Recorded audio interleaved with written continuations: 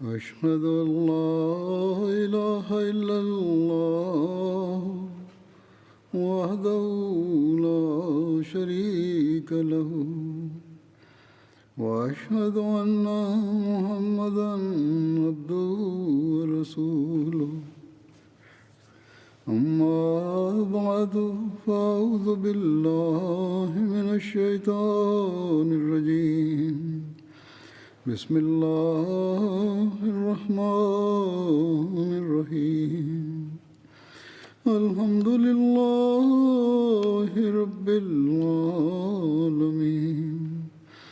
الرحمن الرحيم مالك يوم الدين إياك نعبد وإياك نستعين اهدنا الصراط المستقيم صراط الذين أنعمت عليهم غير المغضوب عليهم ولا الضالين.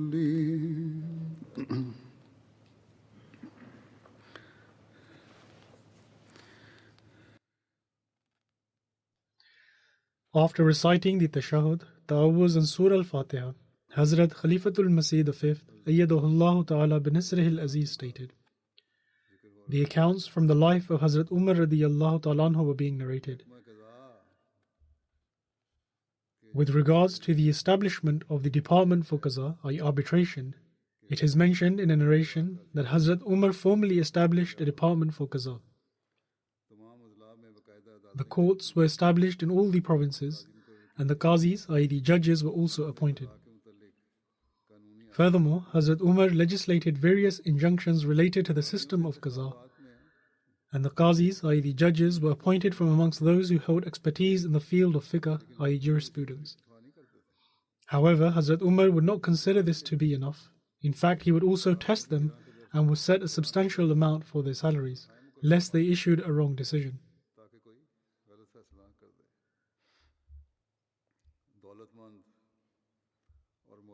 Hazrat Umar would appoint the qazis, i.e. the judges, from among the affluent and honorable people, so that they would not become overawed by anyone when issuing their verdicts.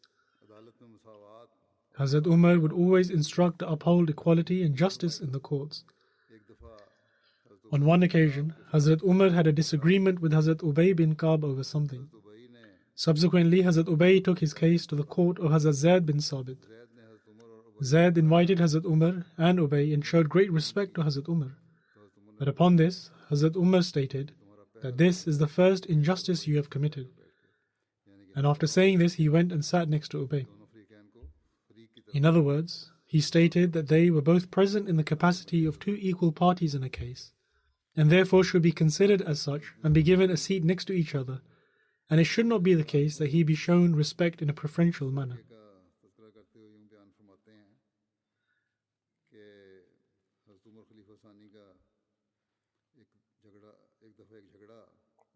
Hazrat Muslim Maud radiyallahu ta'ala anhu has related this incident and states that on one occasion the second Khalifa had a disagreement with Ubay bin Ka'b over something. The matter was presented before a judge, and he called Hazrat Umar radiyallahu ta'ala anhu.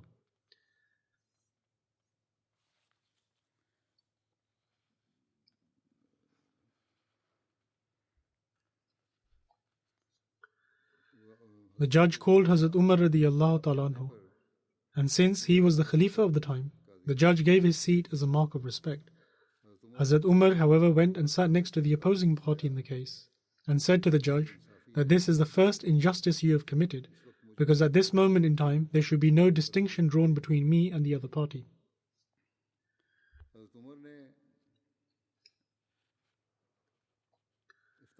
Hazrat Umar radiyallahu ta'ala anhu also established the department of iftar by issuing edicts. And in order to make people aware of the laws of the Sharia, he established the department of iftar. Hazrat Umar radiyallahu ta'ala anhu appointed a few companions for this, and stated that no one should seek a fatwa, i.e. an edict, from anyone other than them. Among those who were permitted to give the fatwa were Hazrat Ali, Hazrat Usman, Hazrat Muaz bin Jabal, Hazrat Abdul Rahman bin Auf, Hazrat Ubay bin Ka'b, Hazrat Zaid bin Sabit, Hazrat Abu Huraira, and Hazrat Abu Darda radiyallahu anhum. Apart from them, if anyone else issued a fatwa, they would be prohibited by Hazrat Umar radiyallahu ta'ala anhu. And every so often, Hazrat Umar would also assess these various muftis. In relation to this, Hazrat Muslim Maud radiyallahu ta'ala anhu states that one of the departments was in relation to issuing religious edicts. After the Holy Prophet, peace and blessings of Allah be upon him, during the era of the Khulafa, there was a rule that not everyone was authorized to issue a religious edict.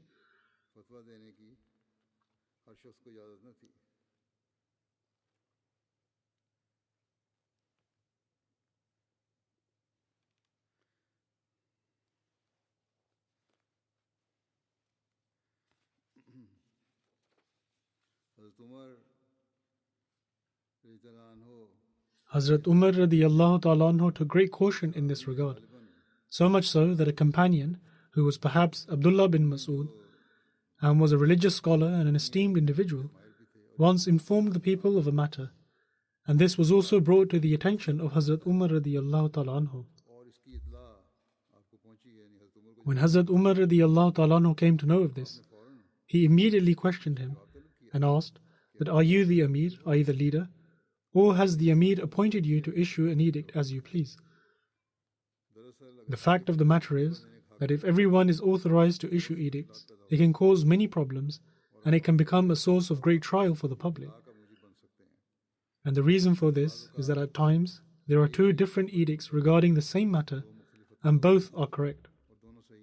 In other words, the fatwa, or the edict, is given according to the circumstances, and if one delves into the details of the matter, then there is some flexibility, and thereby, depending on the situation, there will be a different edict given.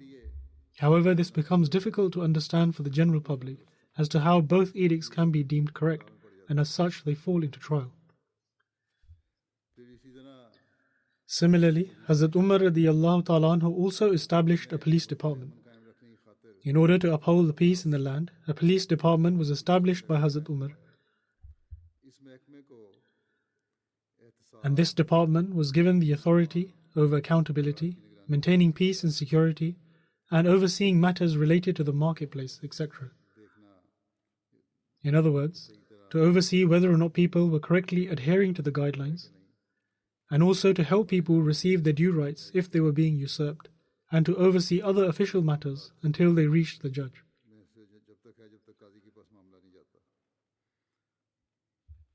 Thus, this department was given authority to oversee matters related to the safety and peace of society, and also matters related to the marketplace. Hazrat Umar also established formal prisons, and prior to this there was no concept of prisons as such. The criminals would also receive severe punishments. Hazrat Umar radiyallahu ta'ala anhu also established the treasury. Prior to the era of Hazrat Umar radiyallahu ta'ala anhu, whatever wealth was received would be immediately distributed. During the time of Hazrat Abu Bakr radiyallahu ta'ala anhu, a house was purchased and dedicated for the treasury. However, this remained closed as whatever wealth was received would immediately be distributed. In the 15th year after Hijrah, an amount of 500,000 was received from Bahrain, and upon this Hazrat Umar radiyallahu ta'ala anhu consulted the companions as to what should be done with it. One suggestion was that in Syria they have a treasury. Hazrat Umar radiyallahu ta'ala anhu liked this suggestion and laid the foundation for a treasury in Medina. And Hazrat Abdullah bin Arqam was appointed as the supervisor of the treasury. Later, treasuries were established outside of Medina as well in the headquarters of all the other provinces. Hazrat Umar radiyallahu ta'ala anhu would construct buildings within a limited budget. However, he would build extremely strong and magnificent buildings for the treasuries. Later, he also appointed security guards for the treasuries, and a formal system of security was established for this. Hazrat Umar radiyallahu ta'ala anhu would personally safeguard the money of the treasury. An incident is recorded in history that a freed slave of Hazrat Usman bin Affan radiyallahu ta'ala anhu relates that it was extremely hot one day, and he was accompanying Hazrat Usman, and they were with his cattle at a place called Aliya. Aliya is a valley at a distance of 4 to 8 miles from Medina, in the direction of Najd. And Hazrat Usman radiyallahu ta'ala anhu saw a man walking, and he was taking 2 young camels along with him.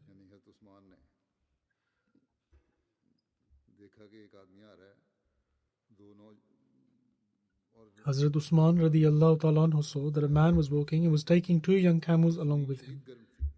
And upon seeing this, Hazrat Usman radiyallahu ta'ala anhu asked that what is the matter with that person? If he stayed in Medina and departed after the weather had cooled, it would have been better for him. When that man approached near, the assistant of Hazrat Usman radiyallahu ta'ala anhu relates that Hazrat Usman said to me that find out as to who this is. I replied by saying it is a man draped in a cloak who is pulling 2 young camels. When the man drew nearer, Hazrat Usman radiyallahu ta'ala anhu again asked that who is this person? Upon seeing, I realized that it was Hazrat Umar bin al-Khattab radiyallahu ta'ala anhu, and I submitted that it is Amir al-Mu'mineen, the leader of the faithful. Hazrat Usman stood up and peered out from the door, when a searing gust of hot air caused him to withdraw his head. But he quickly turned in the direction of Hazrat Umar and submitted that what has compelled you to leave your home at this hour? Hazrat Umar explained that these 2 camels were left behind from among the camels for sadaqah, i.e. charity, and all other camels had been shepherded away. And I wanted to take them to the pastures for fear that they may get lost, and thus Allah would hold me accountable for them. Hazrat Usman radiyallahu ta'ala anhu stated that, O Amir al-Mu'mineen, please come under the shade and have a drink of water, for we are present here to serve you. In other words, we will arrange for them to be sent. But Hazrat Umar radiyallahu ta'ala anhu replied that return and rest and be seated in your shade. The freed slave of Hazrat Usman continued that I submitted that we have that which is adequate for you also. But Hazrat Umar radiyallahu ta'ala anhu replied to this and said, return to your shade. Following this, Hazrat Umar departed. Hazrat Usman radiyallahu ta'ala anhu then stated that whosoever desires to observe someone who is strong and trustworthy, then he should look to this man. In another narration, it is recorded that Umar bin Nafi narrates from Abu Bakr Isa that I accompanied Hazrat Umar bin Khattab, Hazrat Usman bin Affan, and Hazrat Ali bin Abi Talib radiyallahu anhum when charity was being collected. At the time, Hazrat Usman radiyallahu ta'ala anhu was sat under a shade, whilst Hazrat Ali radiyallahu ta'ala anhu stood near him and repeated all the things Hazrat Umar radiyallahu ta'ala anhu was stating. Hazrat Umar, undeterred by the severe heat of day, stood in the sun with 2 black cloaks. One was used as a lower garment and the other as a head covering. And he was inspecting and noting down the age and the color of the camels that had been donated for charity. Hazrat Ali radiyallahu ta'ala anhu then said to Hazrat Usman radiyallahu ta'ala anhu that have you heard of the saying of the daughter of Shuaib in Allah's book? Inna khayra man istajarta al-qawiyyul amin. That is, that the best man you can hire is the one who is strong and trustworthy. After this, Hazrat Ali radiyallahu ta'ala anhu then indicated towards Hazrat Umar radiyallahu ta'ala anhu and said that indeed he is very strong and a trustworthy man.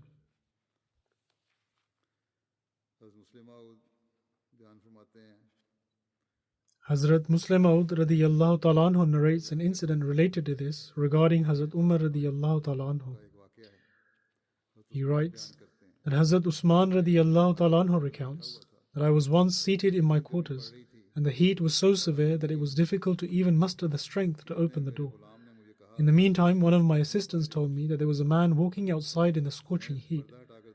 I moved the curtains to find a man whose face was burnt by the intense heat. I replied saying that he must be a traveler. But just a few moments later, that man arrived closer to my quarters, and I realized that it was Hazrat Umar radiyallahu ta'ala anhu. Upon seeing him, I became concerned and went outside and asked that where are you going at this time in this intense heat? Hazrat Umar radiyallahu ta'ala anhu replied that a camel from the treasury has been lost and I am out searching for it. This is the incident of camel that was lost, and it was mentioned once before as well. Hazrat Umar radiyallahu ta'ala anhu was once distributing wealth from the treasury when his daughter came and took a dirham. Hazrat Umar radiyallahu ta'ala anhu stood to retrieve it from her, which caused his cloak to dangle from one shoulder. Upon seeing this, the girl raced home crying and put the dirham in her mouth. Hazrat Umar radiyallahu ta'ala anhu used his finger to remove the dirham from her mouth and then returned it to the treasury. Thereafter he stated that, O people, Umar and his family, whether closely related or distantly, have the same rights as any Muslim does and nothing more. नहीं हक है जितना आम मुसलमानों का है, इससे ज़्यादा का नहीं। एक और There is also another narration. Hazrat Abu Musa once donated a broom to the treasury and received a dirham. A young child of Hazrat Umar passed by, and Abu Musa gave that dirham to the child. Hazrat Umar saw the dirham in the child's hand and asked about it, and the child informed him that he received it from Abu Musa. मुझे अबू मूसा ने दिया है। After learning that the dirham had come from the treasury, Hazrat Umar radiyallahu ta'ala anhu stated that, O Abu Musa, did you not find anyone amongst the dwellers of Medina more in need than the household of Umar? तेरे नज़दीक कोई And did you desire that none should be left out from the Ummah of Muhammad sallallahu alaihi wasallam, but that they should seek recompense from us for this wrong? मुतालबा करे? Hazrat Umar radiyallahu ta'ala anhu then returned the dirham to the treasury. रफ़ाए आमा के काम Then, in terms of general advancements, it is recorded that Hazrat Umar radiyallahu ta'ala anhu did many things for the betterment and progression of the general public. For improvements in agriculture and sourcing water, Hazrat Umar radiyallahu ta'ala anhu arranged for canals to be dug, of which some instances are as follows. जो नहरें खुदवाई जो दर्ज झैल हैं, There was the Abu Musa Canal, which was a 9-mile-long canal, which brought water from the Tigris River to Basra. Then there was Maqal Canal, which was also dug from the Tigris. And then the Amir al-Mu'mineen Canal. This was dug under the orders of Hazrat Umar radiyallahu ta'ala anhu to join the Nile to the Red Sea. 18 हिजरी में जब कहत फैला, During the famine in 18 Hijri, Hazrat Umar radiyallahu ta'ala anhu wrote to Hazrat Amr bin Alas to send aid.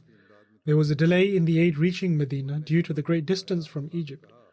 Hazrat Umar sent for Amr and said to him that if the Nile was dug up to the sea, then Arabia would never suffer from a famine again. अमर ने वापस When Amr returned, as he was the governor of that area, he dug a canal from Fastat up to the Red Sea, through which ships could reach the port of Jeddah close to Medina. जहाज मदीने की बंदरगाह जद्दा तक पहुंच जाते, This canal was 29 miles long and was prepared within 6 months. अरसे में तैयार कर ली गई। Hazrat Amr bin Alas intended to connect the Red Sea with the Mediterranean Sea, and he intended to dig a canal from Farma, where the distance between the Mediterranean and the Red Sea was only 70 miles, and thereby connect the two rivers. 70 मील का फासला था, नहर निकाल कर उनको मिला दिया जाए। Farma was a coastal city of Egypt. However, Hazrat Umar radiyallahu ta'ala anhu was worried that the pilgrims would be looted by the Greeks, and therefore did not approve of it. If Amr bin Alas was granted permission, then the Suez Canal, which was built later, would have been created by the Arabs. जो बाद में बनाई गई थी। मुख्तलिफ तामीरात हज़रत उमर ने अवामुन नास की Various buildings were built. Hazrat Umar radiyallahu ta'ala anhu built various buildings for the ease of the people. These included mosques, courts, military cantonments, barracks, offices for infrastructure of the country, roads, bridges, guest houses, watch posts, inns, etc. मदीने से मक्के Hazrat Umar radiyallahu ta'ala anhu also constructed springs and inns at every manzil between Makkah and Medina, and he created watch posts as well. In other words, he ensured for security arrangements and also places of rest such as hotels and inns, etc. सराय भी मुयस्सर आ जाएं। हज़रत उमर ने शहरों की Then, regarding the development of cities, it is stated that during the Khilafat of Hazrat Umar radiyallahu ta'ala anhu, many new cities were inhabited. आपने उनको आबाद करते वक्त And whilst populating these cities, Hazrat Umar radiyallahu ta'ala anhu kept the security and economic advantages in mind. The locations of these cities demonstrated Hazrat Umar radiyallahu ta'ala anhu's command and meticulous planning in the art of war, principles of politics, and development. शहर These cities were beneficial in both times of war and peace times. हज़रत उमर की कोशिश होती Hazrat Umar radiyallahu ta'ala anhu would ensure that the cities were constructed in those Arab lands which bordered non-Arab lands in order to prevent a sudden attack. The location of these cities was such that was suited to the Arabs. मुवाफिक होता। इन शहरों के एक तरफ One side of these cities would be from among the Arab lands and served as pasture grounds. Another side would be next to such non-Arab lands that consisted of lush green vegetation where fruits, grain and other things were grown, i.e. lands that were used for agriculture. And when constructing cities, Hazrat Umar radiyallahu ta'ala anhu would ensure that a river or sea does not flow in the middle of it. हज़रत उमर ने Basra, Kufa Hazrat Umar founded the cities of Basra, Kufa and Fustat. Hazrat Umar radiallahu ta'ala anhu established these cities on strong and correct foundations, and he ensured that the roads and pathways were spacious and wide and were exceptionally organized. Thus, this outlook demonstrated that Hazrat Umar radiallahu ta'ala anhu was an expert in this field and unique in this regard.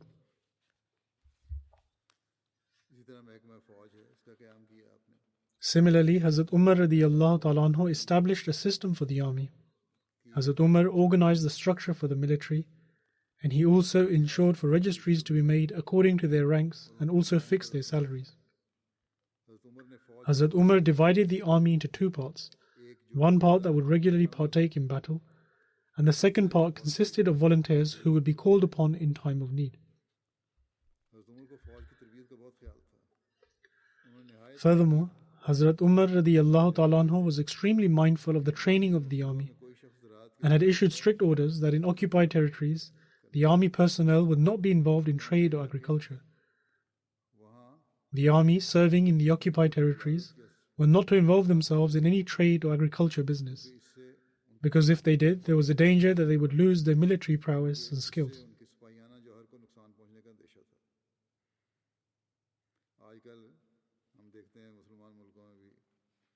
However, these days we see that even in Muslim countries as well, the army personnel are involved in trade and businesses. In fact, regarding one country, it is said that previously, when obtaining commission, the officers would focus their attention to their relevant field of expertise. But now, as soon as an officer receives their commission, they check where a new development or a defense colony is being made, where they can secure an allotment for themselves.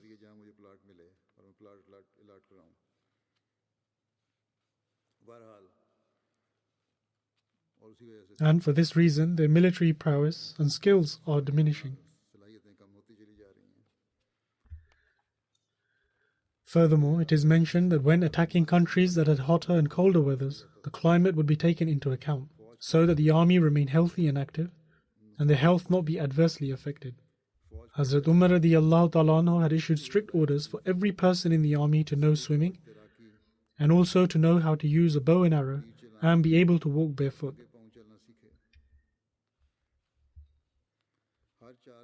And after every 4 months, the soldiers were permitted to return home to their families and were given leave. And in order to make them strong and tough, Hazrat Umar radiallahu ta'ala anhu ordered that the army personnel were not to use the stirrups when mounting on their horse. In other words, they were ordered not to put their feet in the stirrup in order to mount the horse. In fact, they had to jump onto the horse. They were also ordered to abstain from wearing soft clothes, avoid the sun, and not to shower in hammams, as this would incline them towards ease and comforts.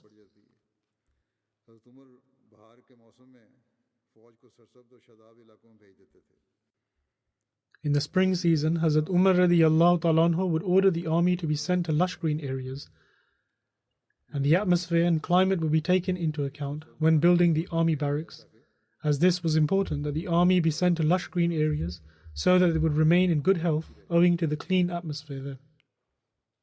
Hazrat Umar radiallahu ta'ala anhu would be mindful of the environment and climate around them.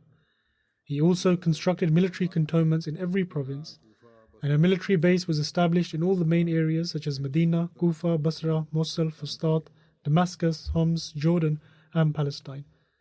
And there would always be an army on duty there.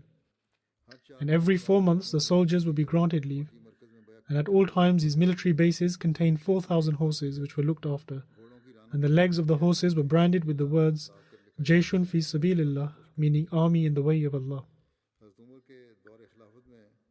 During the Khilafat of Hazrat Umar radiallahu ta'ala anhu, the Islamic army developed new implements of war in order to aid their progress. These included implements to break down fortresses such as catapults and the Baba. The Baba was that weapon used to break down and destroy forts, and people would be seated inside it and would be used to make holes in the walls of the fort in order to make them collapse.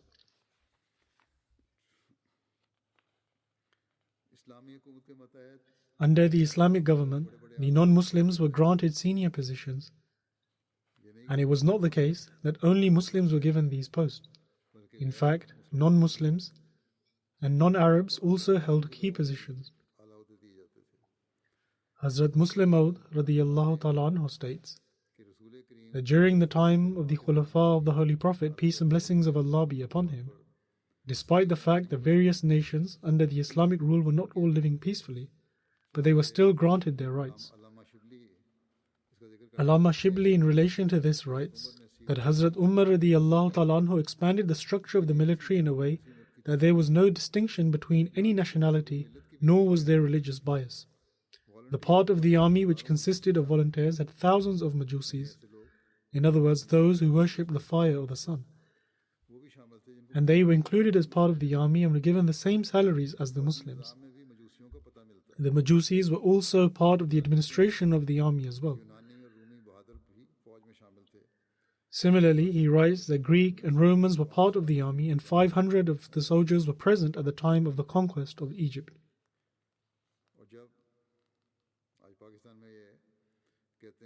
Today in Pakistan they say that Ahmadis should be removed from the army as it is a sensitive position.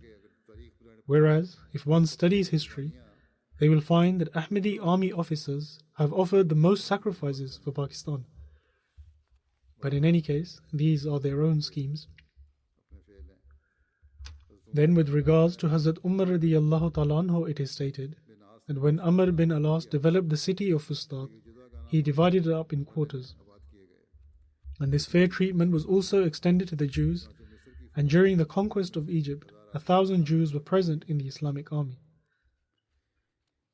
Similarly, it is proven from history that people belonging to other nations were appointed as officers in the army.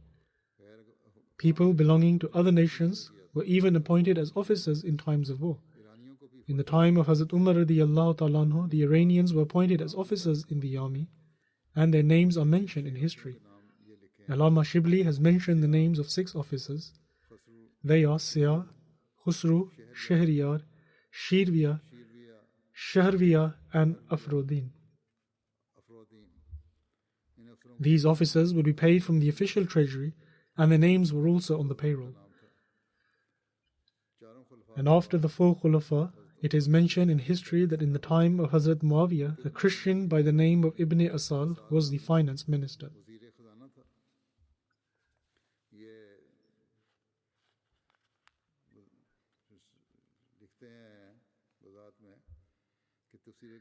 The reference which I have just read about Afruddin was stated by Hazrat Muslim Maud radiyallahu ta'ala anhu in Tafsir Kabir, wherein he cited a reference of Allama Shibli, and in the book Al-Faruq, the same name is written. However, in Arabic books, the name is written as Afrozin with the letter Zal as opposed to the letter Dal. Nonetheless, there is a minor difference of Zal and Dal, but as people begin to dispute over such matters, for this reason I have given this explanation.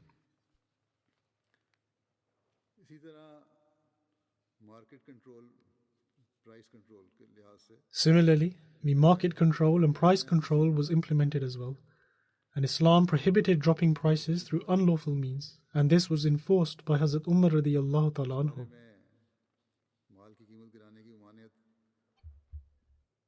With regards to the prohibition of dropping the prices, Hazrat Muslim Maud radiyallahu ta'ala anhu states that Islam does not permit that prices be forced down by unlawful means, because forcing down prices is also an unlawful way of earning money, because owing to this, powerful traders would force the smaller traders to sell their commodities at a lower price and would succeed in making them bankrupt.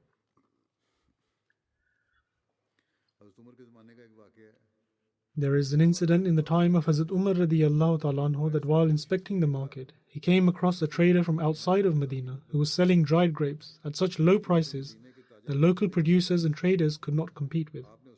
Hazrat Umar radiyallahu ta'ala anhu ordered the man to remove his produce from the market or to sell it at the price other traders were selling in Medina. The traders of Medina were not asking for an excessive price, rather it was a reasonable price in line with their expenditure. Hazrat Umar radiyallahu ta'ala anhu ordered for him to sell it for the same price, and when asked for the reason of this order, Hazrat Umar radiyallahu ta'ala anhu replied that without such an order the local merchants would have suffered a loss even though they were not charging an undue price. It is true that some companions questioned the validity of this order in view of the saying of the Holy Prophet, peace be upon him, that market prices should not be interfered with. However, their objection was not correct, since the prohibition against the state intervention in market prices issued by the Holy Prophet, peace be upon him, pertained to interference in the principles of supply and demand. The government should avoid undue interference as it is harmful. This is because the market supply and demand adjusts itself, and it would provide no benefit to consumers while inflicting serious losses upon the traders if this was not permitted. However, assigning prices is permitted.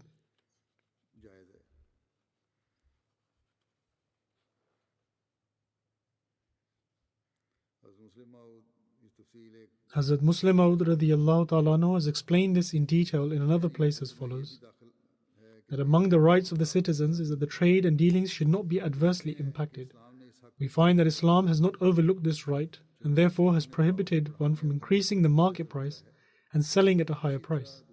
Likewise, it has also prohibited one from significantly reducing the prices in order to cause loss to others and making their businesses fail. Thus, it is wrong to bring the prices down in order to see off competition. Once a trader was selling grapes in Medina at such a price which other traders could not afford to sell at. Hazrat Umar was walking by at the time and admonished the trader because owing to this act of his, the other traders were suffering loss. Thus, Islam has prohibited one from selling products at an extremely high price and also from significantly reducing the prices so that neither the traders are faced with loss and nor the members of the public.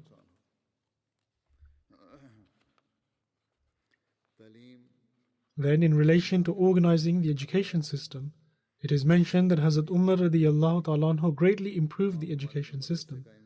He established schools in all the countries under the Muslim rule, wherein the Holy Quran, Hadith, and Fiqh were taught, and the companions, who were great scholars, were appointed as teachers and for overseeing the moral training, and a salary was also fixed for those who were appointed as teachers.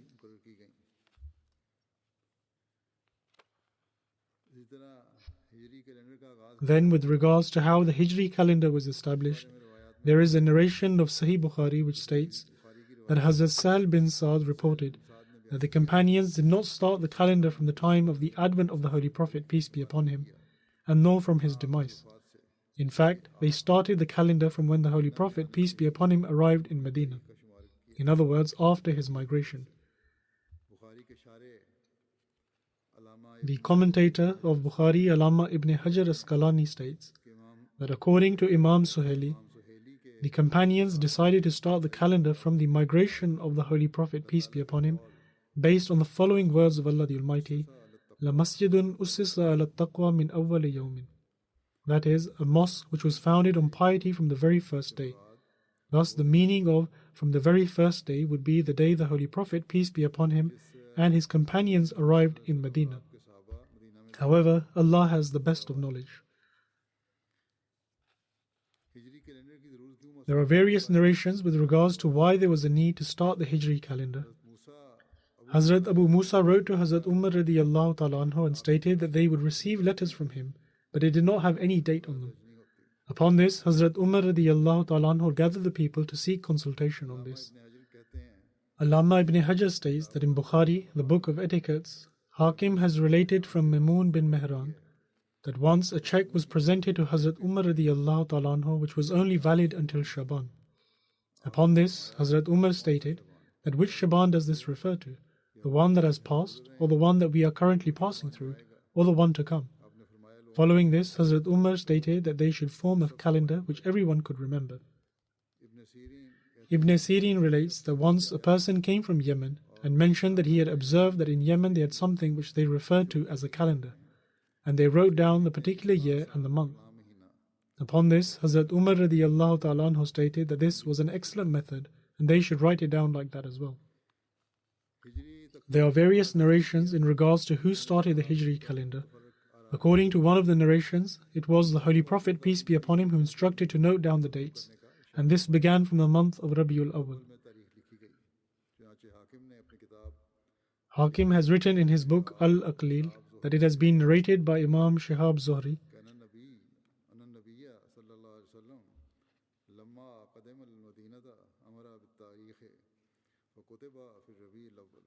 That is, that when the Holy Prophet, peace and blessings of Allah be upon him, arrived in Medina, he instructed for the dates to be noted down, and this began from the month of Rabiul Awwal. However, Allama ibn Hajar states that this narration is muazzal, which means that it has two or more narrators missing one after the other in its chain of narrators. According to another narration, a calendar began to be formally written down after the Holy Prophet, peace be upon him, migrated to Medina. However, the more commonly known narration is contrary to these aforementioned narrations and states that the Hijri calendar started from the time of Hazrat Umar radiyallahu ta'ala anhu. The author of Subulul Huda wal Rishad fi Sirat Khair al-Ibad, Muhammad bin Yusuf Sahli, states that Ibn Salah states that he read in the book Ash-Shurut by Abu Tahir Mahmish that the Holy Prophet, peace and blessings of Allah be upon him, instructed for the dates to be written down, because when the Holy Prophet, peace be upon him, intended to send letters to the Christians in Najran, he instructed Hazrat Ali radiyallahu ta'ala anhu to write Bikhamsim min al-Hijrah, that is 5 years after the Hijrah.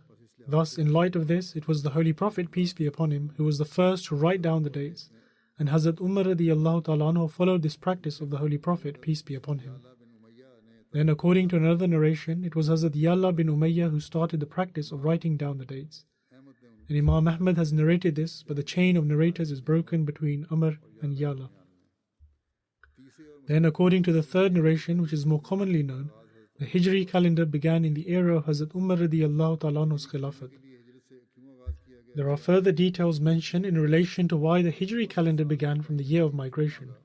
When Hazrat Umar sought consultation with regards to forming a yearly calendar, one of the suggestions was that it should start from the year of the Holy Prophet's birth. Another suggestion was that it should start from the year he was commissioned as a prophet. And the third suggestion was that it should start from the year in which the Holy Prophet, peace be upon him, passed away. And the fourth suggestion was that it should start from the year in which the Holy Prophet, peace be upon him, migrated to Medina.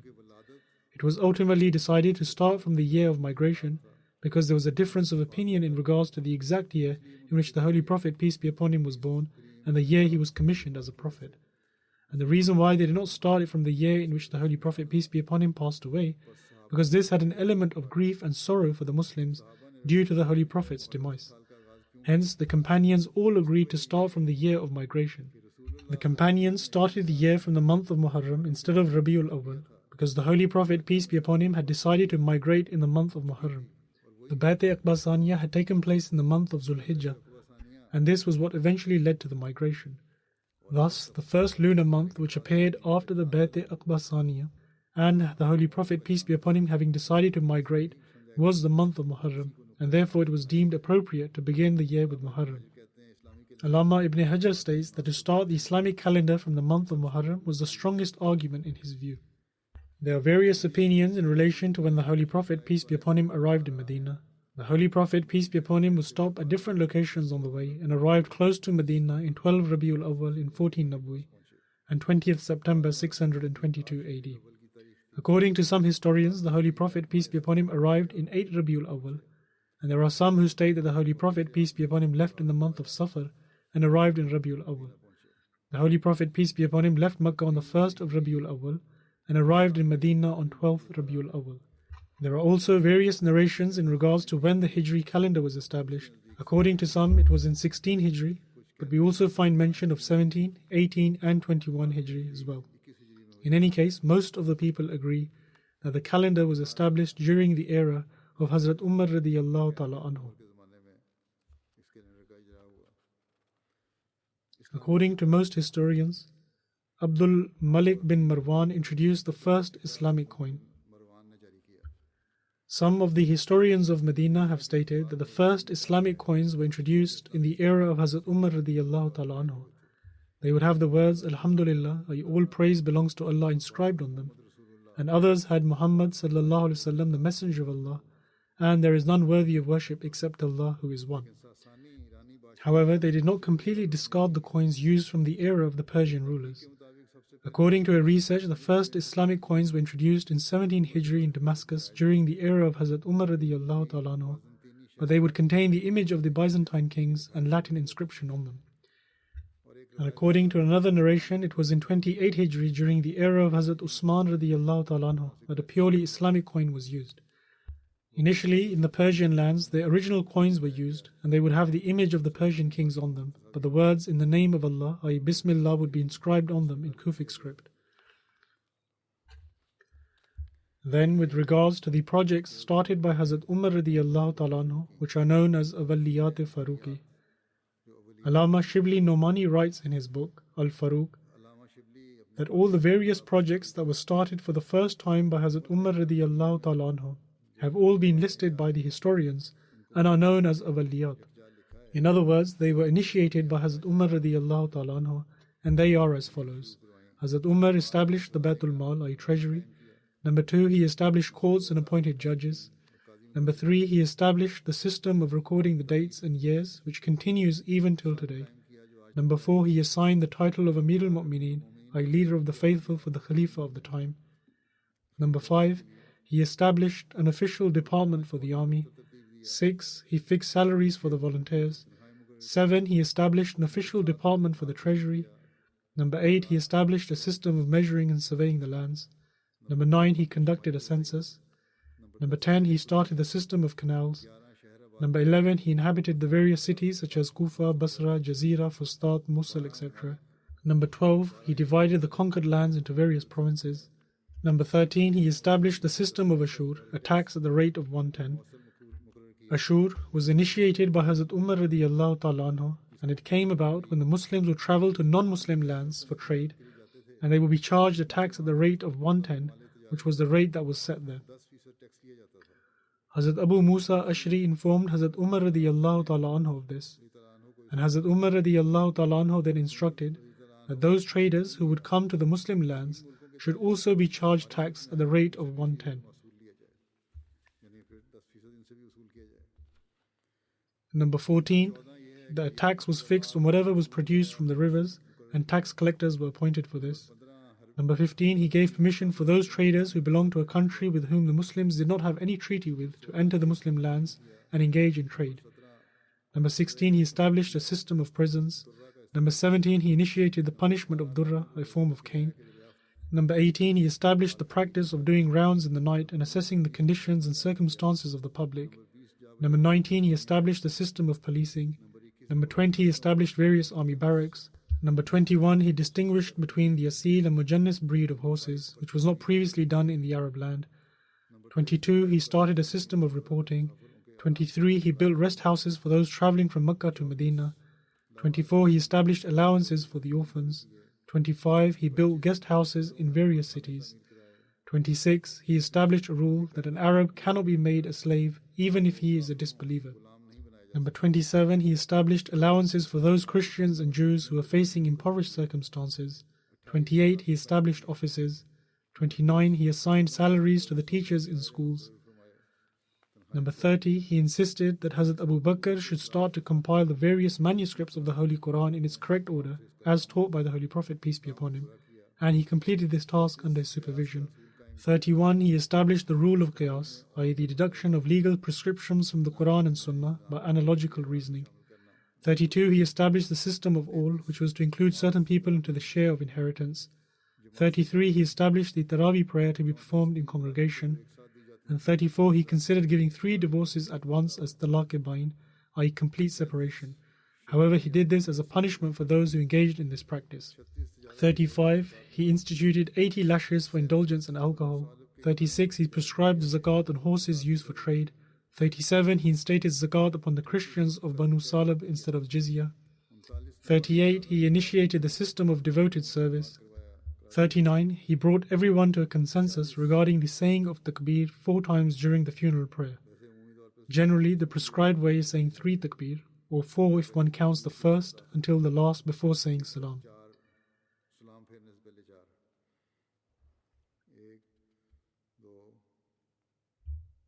There are in fact 4 takbirs, and the same is done today. 40, he outlined guidance in relation to delivering lectures or discourse in mosques, and with his permission, Tamim Dari delivered the discourse in accordance to this, and this was the first lecture of its kind in Islam. 41, salaries were prescribed for imams and muezzins. 42, he arranged for there to be light in the mosques at night. 43, he ordained a punishment for publicly ridiculing others through writing and literature. 44. He prohibited the mention of women's names in romantic poems, which was an ancient custom in Arabia. Allama Shibli writes that aside from these, there are many other things that were initiated by Hazrat Umar radiyallahu ta'ala anhu, but he has not mentioned them as the list would become too long. The accounts of Hazrat Umar radiyallahu ta'ala anhu will continue to be mentioned in the future sermons, inshallah. At this time, I wish to mention some deceased members, and after the Friday prayer, I will also lead the funeral prayers in absentia. The first mention is of respected Sarpito Hadi Saswaya Sahib of Indonesia, who passed away last month at the age of 79. Inna lillahi wa inna ilayhi rajiun. Verily to Allah we belong, and to Him shall we return. He performed the Bai'at at the age of 21, and thereafter he remained extremely steadfast.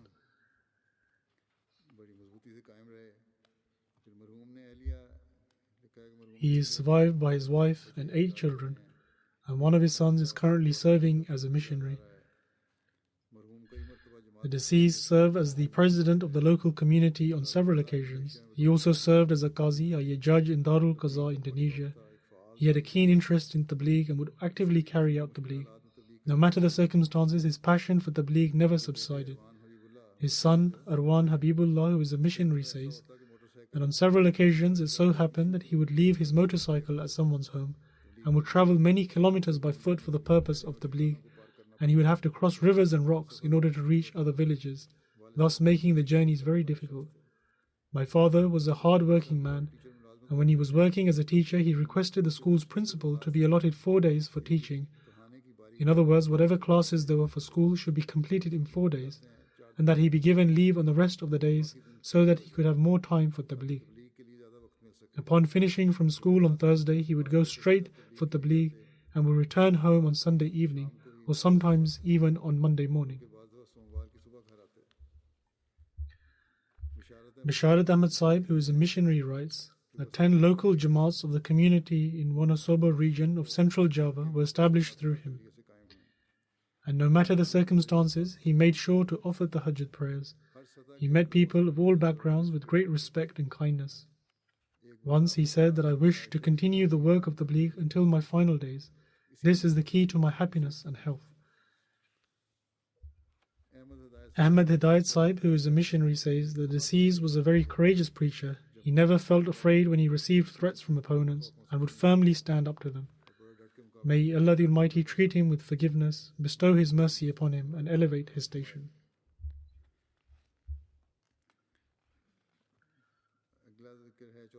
The next mention is of Chaudhry Bashir Ahmad Bhatti Sahib, son of Allah Dad Sahib Guru from the district of Nankana Sahib. He passed away last month at the age of 92. Inna lillahi wa inna ilayhi raji'un. Verily to Allah we belong, and to Him shall we return.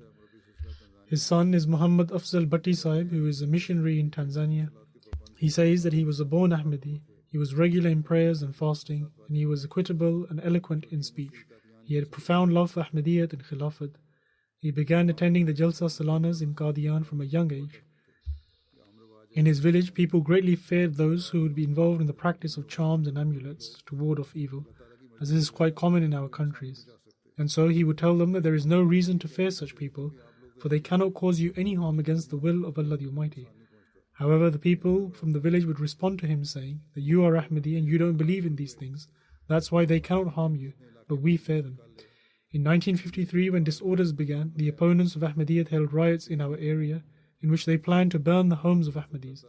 Some people went to the neighboring village where higher-ranking members of his family resided who had great influence but were not Ahmadis, and asked them to advise their relatives who lived in that village where Ahmadis resided to leave, because they intended to set fire there the next day. Alternatively, they should renounce Ahmadiyyat, otherwise the outcome would not be good for them. And so his relatives tried to advise him and said that he should temporarily renounce Ahmadiyyat and could re-enter his faith after the riot had left. But upon this, he stated that don't worry, we have accepted Ahmadiyyat after great thought and consideration, and we will not be harmed in any way. We can be sacrificed for the sake of Ahmadiyyat, but we cannot even fathom to step back from our faith even for a minute. Following this, he told them that if they were unable to do anything, then that was fine, for their trust was in Allah the Almighty alone, and Allah the Almighty arranged for it to be such that the riots stopped some distance away and scattered, as they did not have the courage to proceed to their village. He leaves behind 2 daughters and 5 sons. One of his sons, respected Afzal Bhatti Sahib, is a missionary of the community serving in Tanzania. Due to being in the field of duty, he was unable to partake in the funeral and burial. May Allah the Almighty elevate the station of the deceased and enable his progeny to carry out his virtuous qualities. And may Allah the Almighty grant patience and forbearance to the deceased son who could not be there.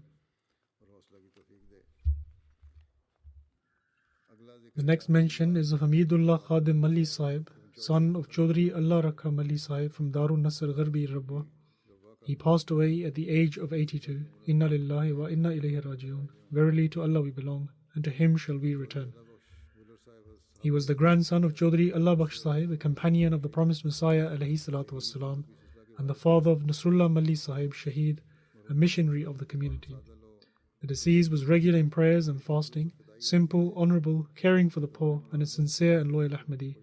During his deployment, he stood firm in the face of opposition and countered it with great bravery. One of his sons is a life devotee in Rabwa and is currently serving in the Tide Heart Institute. May Allah the Almighty treat him with forgiveness and bestow His mercy. The next mention is of Muhammad Ali Khan Sahib of Peshawar, who is the son of Sharifullah Khan Sahib. He passed away according to the decree of Allah at the age of 89. Inna lillahi wa inna ilayhi raji'un.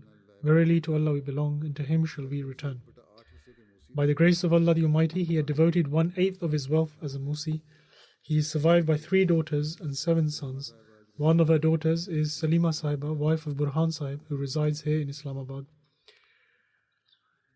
She writes that their family were initially non-Ahmadi, and then in 1954, her father, i.e. Muhammad Ali Khan Sahib, took bayat at the hand of Hazrat Khalifatul Masih II radiyallahu ta'ala anhu, and remained attached to the community and to Khilafat throughout his life. Her father displayed great honor for his faith and had a deep bond with the community. Her father performed bayat in 1954, and prior to which he was a non-Ahmadi. But afterwards he had the opportunity of serving the community. He was the district guide for Qudam al-Ahmadiyya, as well as Secretary Vasaya, Secretary Talimul Quran, and served in various other posts as well. He intently studied the books of the promised Messiah alayhi salatu wasalam. He had profound love for the Holy Quran, and she always saw him reciting the Holy Quran. He had also memorized a significant portion of the Quran.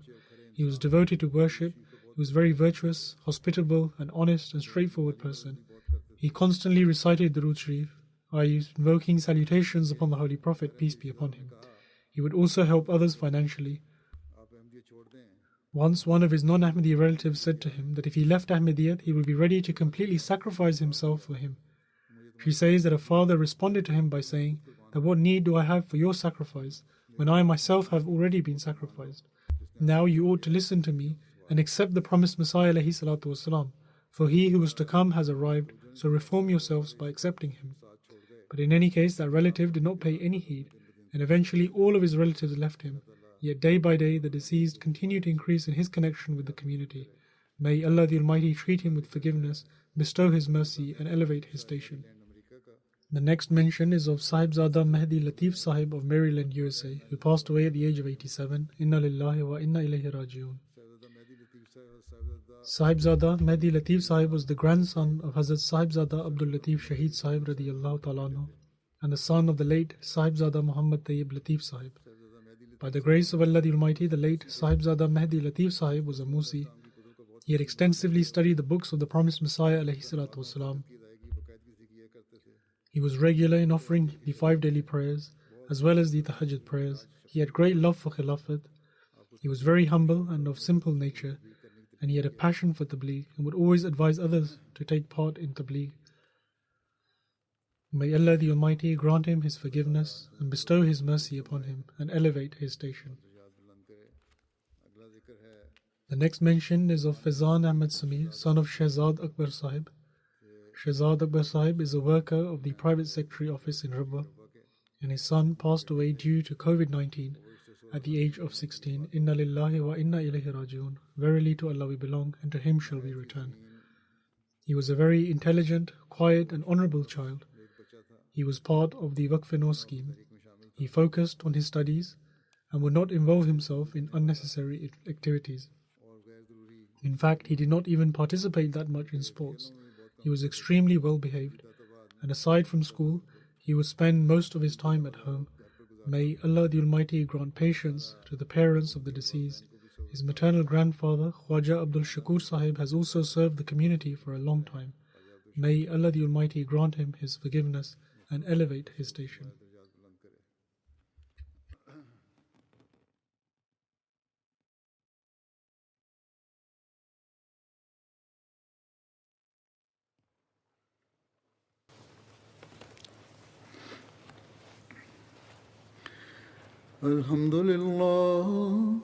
الحمد لله نحمده ونستعينه ونستغفره ونؤمن به ونتوكل عليه ونعوذ بالله من شرور أنفسنا ومن سيئات أعمالنا من يهده الله فلا مضل له ومن يضلله فلا هادي له ونشهد أن لا إله إلا الله ونشهد أن محمدا عبده ورسوله عباد الله رحمكم الله إن الله يأمر بالعدل والإحسان وإيتاء ذي القربى